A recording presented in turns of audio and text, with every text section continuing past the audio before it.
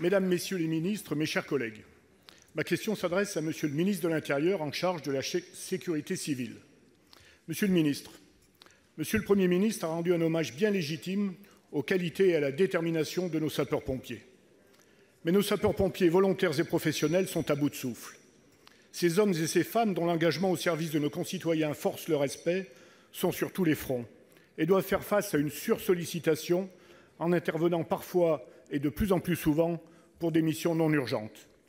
Ces soldats du feu sont devenus dans nos territoires des soldats de la santé, à force de pallier aux lacunes de notre système de santé.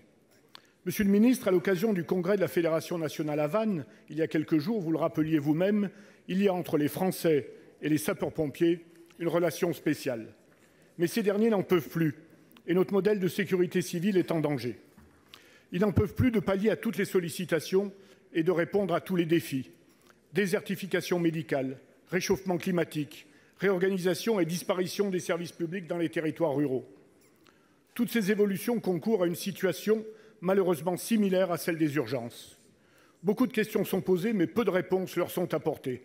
Je ne citerai que quelques points. La directive européenne sur le temps de travail. Pas d'échéance, pas d'information.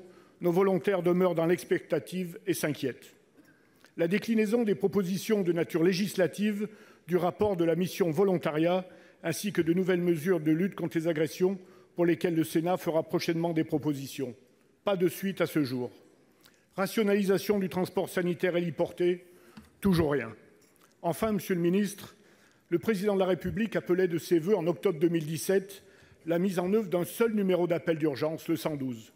Mise en œuvre sans une régulation médicale devenue inopérante. 2 ans après, la France est encore à la traîne, alors que tous les autres pays européens ont depuis longtemps intégré cette nécessité. Monsieur le ministre, ma question est claire et j'espère que votre réponse le sera tout autant. Votre gouvernement entend-il véritablement mettre en œuvre une politique de sécurité civile ambitieuse et capable de faire face aux défis sociétaux et environnementaux à venir ?